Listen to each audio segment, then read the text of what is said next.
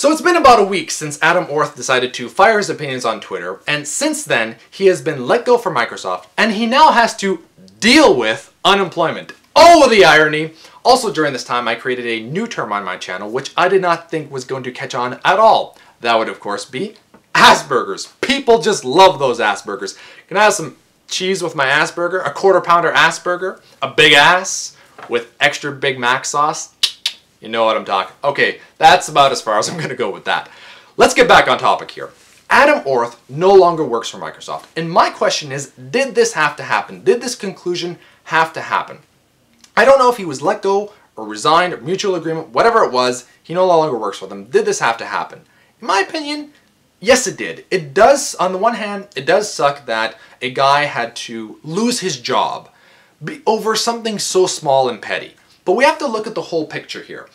Adam Orth was not just a regular employee for a regular company. He was a creative director. He was in a position of power in a company, Microsoft, one of the biggest companies in the world. This is a multi-billion-dollar company here.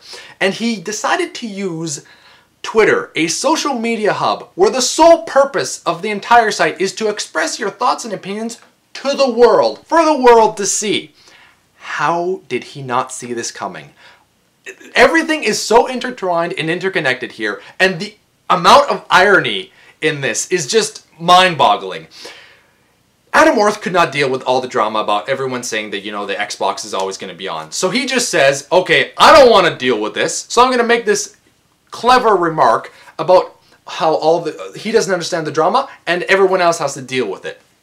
Then he says that a bunch of things about he wants everything to always be on. Really? Adam, you want everything to always be on? What about your, you know, public Twitter account? That's private now. That's not always on. Do you really want your webcam to be on 24/7? Always? Really? That's interesting. Do you want every appliance in your home to always be on so your energy bill just flies up the wall? Really? When you're unemployed? That's awesome. This is 2013. We know about pollution. We know that we're using a lot more energy than we ever have before. I'm a consumer. I admit that. I buy a lot of things. I buy video games. I like video games. Do I want all my consoles to be on all the time? No. They're all connected to, like, one thing, and I turn that off. When I'm not using it, I turn it off. Right now, my TV is not on. Nothing is on right now. They're basically disconnected right now. I don't want to waste energy for no apparent reason. And Adam Orth just doesn't understand this. He also doesn't understand Twitter. And he now has to deal with the repercussions of being in a position of power for the world to see.